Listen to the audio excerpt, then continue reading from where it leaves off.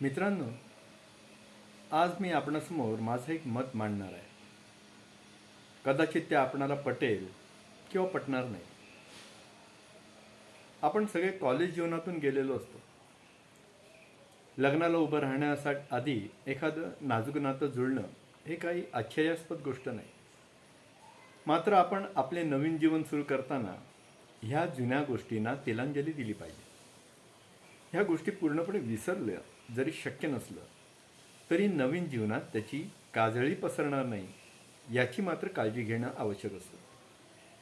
बऱ्याचदा लग्नानंतर पहिल्या रात्री ह्याविषयी दोघांमध्ये चर्चा होते, परंतु आयुष्याच्या खडतर वाटेवर चालताना ही मडी उकरली जातात आणि दोषारोप एक विकोपास जातात.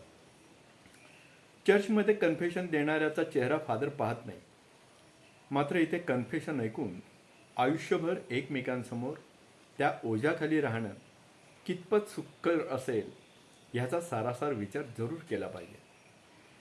आपल्या साथीदाराला कोणी शेअर करू शकत नाही, ती कल्पनाही असह्य असते. आणि अशा परिस्थितीत पहिल्याच रात्री मनाच्या बेड्या अडकवायच्या आणि चाल आता आयुष्यभर ह्यातलीच गत होते. म्हणून असे निर्णय घेताना पूर्ण विचारांती घ्यावा. एकदा बाण सुटला की तो लक्ष्यभेद करणारच. आयुष्यभर सळणार तरी सावधान, पूर्ण विचारांती अशी कृती करावी. आपली काही मतं असल्यास कॉमेंटमध्ये जरूर कळवावी.